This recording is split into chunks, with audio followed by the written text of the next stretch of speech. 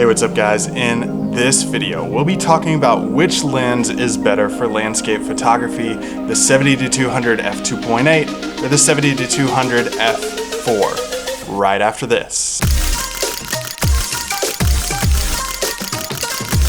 Hey, what's up guys, and welcome into the video. On this channel, we talk landscape photography, taking you out in the field, showing you different ways to shoot things, post-processing your images, and gear reviews just like this video. So if you're new here, if you're into landscape photography at all, consider subscribing below. Now in this video, we're talking which is better for landscape photography, a 70-200 f2 or a 70-200 f4. Both are stellar lenses and they're both going to be good for landscape photography, but which is overall better for landscape photography? Now, before we get started, if you want more gear reviews, click on the card that's showing in the top corner of your screen right now. And also, before we get started, if you're interested in any type of 70-200 lens, no matter what your camera make is, they're all linked below in the video description. So which 70-200 is better for landscape photography, and which 70-200 is better for you to buy as a photographer? Well, let's look at each first and the benefits of each one first. First, we're looking at the 70-200 f4 lens. This is the lens that I use, the f4 version. Normally, it's cheaper than the 70-200 f2 versions. If your camera make doesn't use an f2 version, it might be an f2, f2.4, whatever that is. The f4 is cheaper. Now, it's usually cheaper for two reasons. Number one, it's lighter because it doesn't take as much to make this lens. It doesn't take as much glass to make this lens. And it's also not as wide or not as fast as the f2.8. Now, that's really not a big deal to me, but those are just the reasons that it's cheaper for you.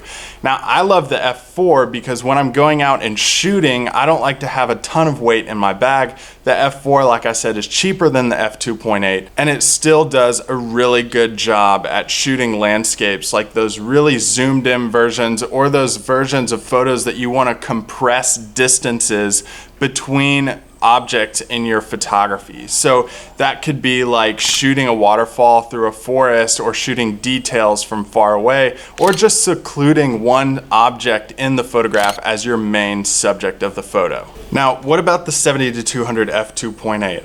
Obviously, it's going to be a little bit heavier because the f4 is lighter. That just makes sense. The f2.8 also comes with a wider aperture. Now, what does that mean for your photography? That means that the lens is faster and you have more blur behind any subjects that are focused on if you're using that aperture to its full capacity, like an f2.8. Now, if you want to get fancy with that term, that's called bokeh, but that's for you to decide because I don't use fancy terms like that. It's just more blur behind your subject. But that's really what differentiates the two lenses, the f4 and the f2.8. I could see using one over the other, but which one is right for you to buy for landscape photography? That's the real message of this video. Well, to truly understand that, I think you really need to dissect your own photography and think about what you're actually shooting and what you're shooting most. Are you shooting wildlife more than landscapes? Are you including wildlife in your landscapes? Are you shooting close-up detail shots with a lot of blur, or you're just shooting like secluded objects with no blur behind it? What are you trying to achieve with your 70-200 lens for landscape photography? That will answer your question on which one of these lenses you need to buy. If you're shooting wildlife photography a lot and you're shooting things that might move fast, then the 70-200 f2.8 makes a lot of sense for you. Yeah, it's more expensive. Yeah, it's a little bit heavier, but if that's what you're primarily shooting, well, then that's probably the lens you need to go for. And there's no problem with that. You're just going to be spending a little bit more cash and lugging a little bit extra weight with you in your camera bag. But if you're shooting primarily landscapes, I honestly don't see the reasoning for getting the f2.8. And I can already see the comments below streaming in on why I might be wrong on this. But let me explain before you start writing. Now, the 70-200 f4 is primarily best for landscape photography because when you're shooting landscapes, usually you're shooting in an aperture of f8 to f16 to try and get as much in focus as possible. I know there are exceptions to that, but primarily that's what you're going to be doing. And if you're not using the f2.8 to that full capacity, I really don't see the reasoning in spending the extra money to get a wider aperture if you're never really going to use it. Also, the f2.8 is a little bit faster lens. Again, landscape photography, how many times are you actually trying to capture something still in the frame, like solid? Usually we're shooting in some pretty low light situations like sunrise and sunset hours.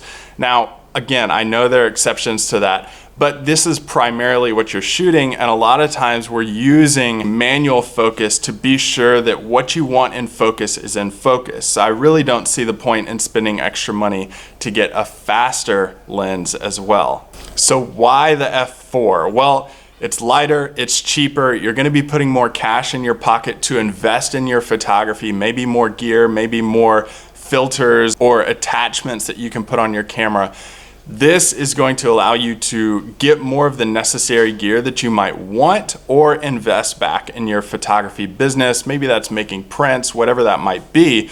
The f4 will give you the option to do that. Also, it's lighter, you're not lugging gear. You can log in longer miles, better hikes, and overall just have a better experience using this lens that's the 70-200 f4. So those are my thoughts on which one is better for landscape photography, the 70-200 f2.8 or the 70-200 f4. Now, you can make your own decision on this, but those are the reasonings I make for the 70-200 f4 and why I think it's better for landscape photography.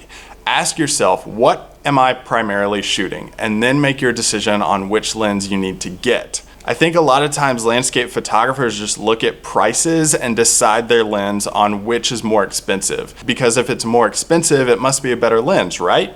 Well, not all the time. Like, make the decision for your own photography.